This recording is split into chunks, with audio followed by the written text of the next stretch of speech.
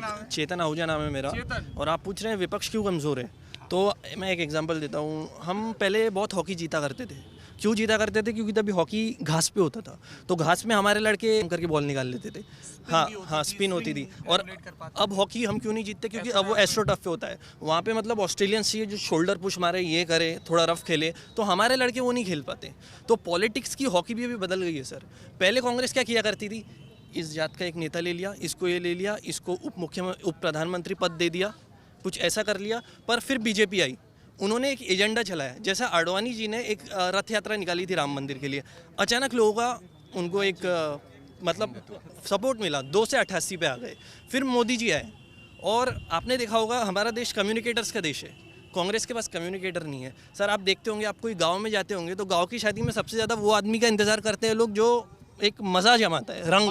हाँ, रंग जमाता है। मतलब रंगनाथ नहीं है कांग्रेस के पास, और बीजेपी के पास रंगनाथ बहुत बड़ा वाला है, बड़ा वाला है कि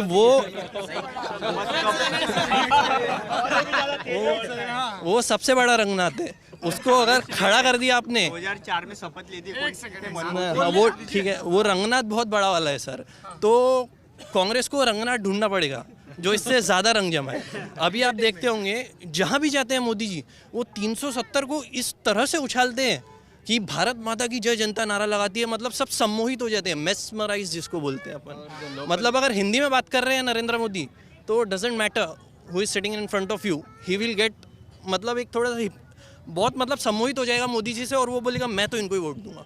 कांग्रेस के पास सर वो नेता नहीं है ना, तो वो कांग्रेस को वो मैं समझता हूँ कांग्रेस को वो नेता ढूंढना पड़ेगा पहले तो। और दूसरी बात, क्या ऐसा नहीं हो सकता, मतलब एक विकल्प ये भी हो सकता है कि कांग्रेस की जगह कोई और विपक्ष उभरे? सर कोई और विपक्ष उभरे तो सर पैन इंडिया जैसा, अब जैसा एक पार्टी है वाईएसआर कांग्रेस, जगनमोहन रेड्डी सर धो डाला चंद्रबाबू नायडू को आंध्र प्रदेश में।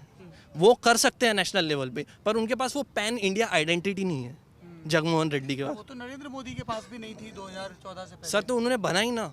अब जैसा उन्होंने एक बोलना तो नहीं चाहिए, पर प्रशांत किशोर की स्ट्रैटेजी हो गई, आपने उनका इंटरव्यू लिया है, जो उनके साथ थे, और भी बहुत सारे लोग थे, अमित शाह जैसे लोग, नागपुर का राष्ट्रीय स्वयंसेवक संघ था जिसके वॉलंटियर्स हर ऑर्गेनाइजेशन में, तो उन्होंने कहीं ना कहीं एक आग लगाना चालू कर दिया था 2010 के बाद कि कांग्रेस करप्ट है। और 2013 से हम नरेंद्र मोदी ने गुजरात मॉडल बहुत अच्छा लगा है, तो ये आग लगना चालू हो गई थी। तो 2014 में धुआं उठा, और ऐसा उठा कि कांग्रेस ही पूरा धुआं बन के गायब हो गई उस धुएं में। तो समझ रंगनाथ तो तुम भी बहुत अच्छे हो। नहीं सर, तो ये 2 चीज़ें मैं समझता हूँ। अगर कांग्रेस तो, लेकिन कांग्रेस तो राहुल गांधी या गांधी परिवार के पार देख ही नहीं पा रही। राहुल गांधी छोड़ा तो सोनिया आ गई। देखिए सर, ये बात है, मैं आपको 4 नेताओं के नाम बताता हूँ। 4 नेताओं के नाम: ज्योतिरादित्य सिंधिया, मिलिंद देवड़ा, सचिन। ज्योतिरादित्य सिंधिया की क्या पूंजी है? वो गुना में लोकसभा चुनाव। नहीं सर, हार एक बड़े बेटे, वो भी बड़े राजनीतिक परिवार से। सर गुना में अटल बिहारी वाजपेयी भी माधवराव सिंधिया से हारे थे, ग्वालियर में। हाँ, ग्वालियर में। तो इसका मतलब ये थोड़ी है कि अटल बिहारी वाजपेयी का पॉलिटिकल करियर खत्म हो गया। उनके पिताजी से हारे थे, माधवराव सिंधिया से। पर मुझे लगता है ज्योतिरादित्य तब से बड़े नाराज हो गए जब से उनको मुख्यमंत्री पद नहीं मिला।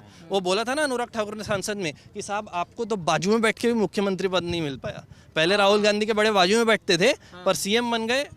नहीं, मैं आपसे जानना चाहता हूँ कि आपको क्यों लगता है कि Jyotiraditya Scindia will be the right choice? Jyotiraditya क्योंकि वो सर पहली बात यंग है, और यंग होना, यंग तो राहुल भी थे। नहीं सर, सुनिए, देखिए सर, यंग है।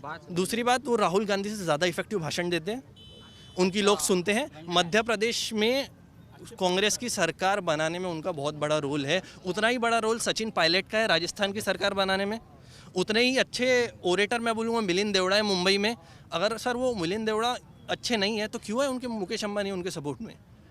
उनके सब अभी भी एक वीडियो है, आप यूट्यूब पे देखें तो मुकेश अंबानी ने ये कहा है कि Milind Deora is the one. Can't be the criteria of being a leader कि मुकेश अंबानी सपोर्ट में है इसलिए वो। मुकेश अंबानी सपोर्ट में नहीं, मैं ऐसा कह रहा हूँ कि बड़े बड़े लोग मुकेश अंबानी इसलिए सपोर्ट में है क्योंकि मिलिंद देवड़ा के जो पिता थे मुरली देवड़ा, वो मुकेश अंबानी के मित्र थे।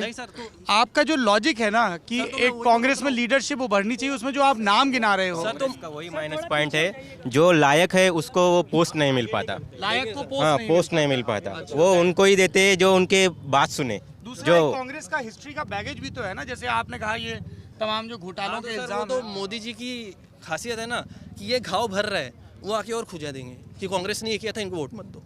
तो ये उनकी खासियत है ना, और पब्लिक मान जाती है, मान रही है, इसलिए तो वोट दे रही है ना सर।